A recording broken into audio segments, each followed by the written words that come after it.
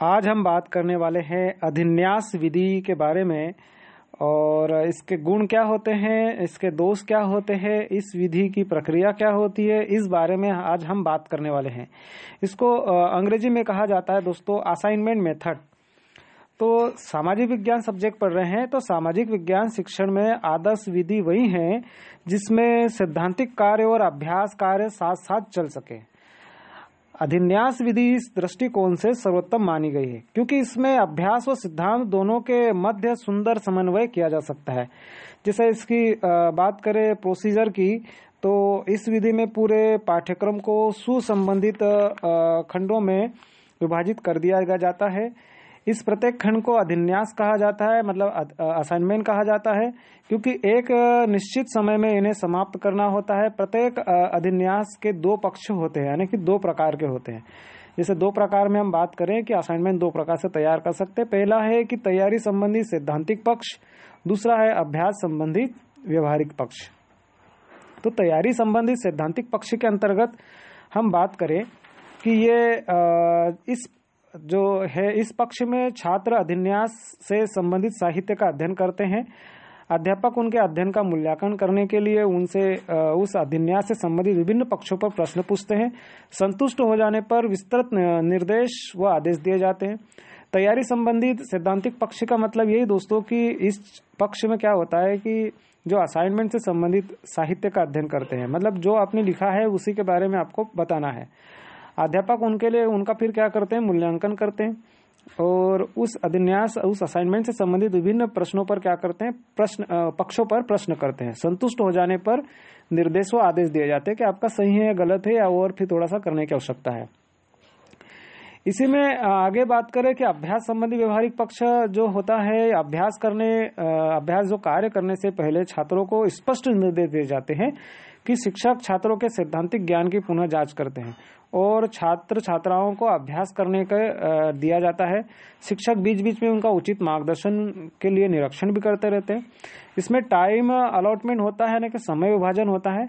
इस विधि की सफलता इस बात पर निर्भर करती है कि असाइनमेंट की योजना बहुत सावधानी पूर्वक बनाई जाए, समय का विभाजन उपयुक्त प्रकार से किया जाए। इसमें अभिन्यास के महत्व, पाठ्य वस्तु को मात्रा का ध्यान रखा जाना चाहिए। अब प्लानिंग एंड असाइनमेंट, अभिन्यास नियोजन किस प्रकार से होता है। तो दोस्तों इसमें एक अभिन्यास को प्रभावशाली और उपयोगी बनाने के लिए शिक्षक को कुछ बातें ध्यान में रखनी चाहिए। जैसे प्रस्तावित पाठ्य वस्तु के लिए आवश्यक समय और कार्य, अधिगम प्रणाली, विधि एवं उद्देश्य, छात्रों की योग्यता, आयु, रुचि, बुद्धि, संदर्भ सामग्री की उपलब्धता होनी चाहिए, प्रश्न एवं निर्देशों की स्पष्टता होनी चाहिए। इन सभी पर ध्यान दिया जाए और शिक्षक कुशल, योग्य और सहानुभूतिपूर्ण व्यवहार रखने वाला होना चाहिए। तो कोई कारण नहीं, यदि नहीं होगा तो अभिन्यास विधि प्रभावशील परिणाम नहीं देगी। प्रोसेस चार्ट भी इसमें शामिल होता है कि छात्रों के कार्य में प्रगति का लेखा जोखा रखने के लिए शिक्षक को एक प्रगति चार्ट रखना चाहिए और इस चार्ट के आधार पर शिक्षक छात्रों के स्तर को जान सकने में सक्षम होगा। पिछड़े छात्रों पर विशेष ध्यान देना चाहिए और इसी प्रकार प्रतिभाशाली छात्रों को अतिरिक्त अध्ययन कार्य और अभ्यास कार्य दिए जा सकते हैं। एक अच्छे अभिन्यास के गुण हम लिख सकते हैं, जैसे कि qualities of a good assignment, और उसके लिए क्या क्या हो सकता है जब वह पाठ्यक्रम से संबंधित हो। दूसरा, उसकी कार्य प्रणाली विशिष्ट हो, वह चयनित उद्देश्य सिलेक्ट ऑब्जेक्टिव के अनुसार हो और छात्रों की आवश्यकता पर आधारित हो। इस प्रकार का हो जो छात्रों में आलोचनात्मक दृष्टिकोण विकसित करे। छात्रों की योग्यता, रुचि दृष्टि से उपयुक्त होना चाहिए।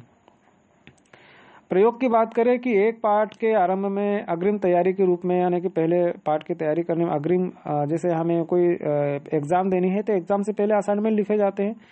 किसी पाठ के मध्य उत्पन्न हो जाने वाली समस्याओं का समाधान करने के लिए, किसी प्रकरण अंत में रिव्यू या फिर पुनर्बल यानी कि बोल सकते रेनफोर्समेंट और सत्यापन यानी कि वेरिफिकेशन के लिए होता है। अब मेरिट्स, अब इसके हम क्या कर लें कि मेरिट्स ऑफ गुड असाइनमेंट, अच्छे इसकी क्या लाभ है, यानी कि क्या गुण है।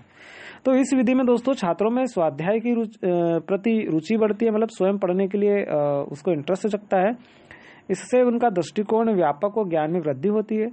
इस विधि में प्रगति चार्ट के आधार पर छात्रों की योग्यता एवं प्रगति का सही मूल्यांकन हमें क्या मालूम पड़ जाता है और संभव हो सकता है कि सही मूल्यांकन क्या होता है।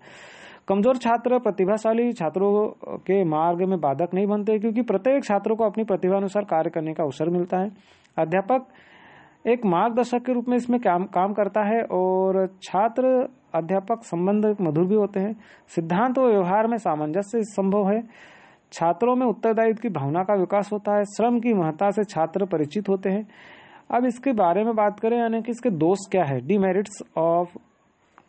Demerits of assignment. तो यह विधि सुसज्जित पुस्तकालय पर भी निर्भर करती है, जो सर्वत्र सभी जगह उपलब्ध नहीं होती है। इस विधि में अत्यधिक समय लगता है। विस्तृत पाठ्यक्रम के लिए यह अव्यवहारिक विधि मानी जाती है। सभी प्रकरण इस विधि से पढ़ाए नहीं जा सकते। यह सब होते हुए भी यह विधि छात्रों को एक उत्तेजक वातावरण प्रदान करती है, जिससे उनकी अन्वेषणात्मक प्रवृत्ति को प्रोत्साहन मिलता है। मतलब रिसर्च की जो प्रोसेस बढ़ती है, उनको एक्साइटेड होते हैं, उसमें प्रोत्साहन मिलता है। जीव विज्ञान शिक्षण में इसका प्रभावशाली ढंग से उपयोग किया जा सकता है।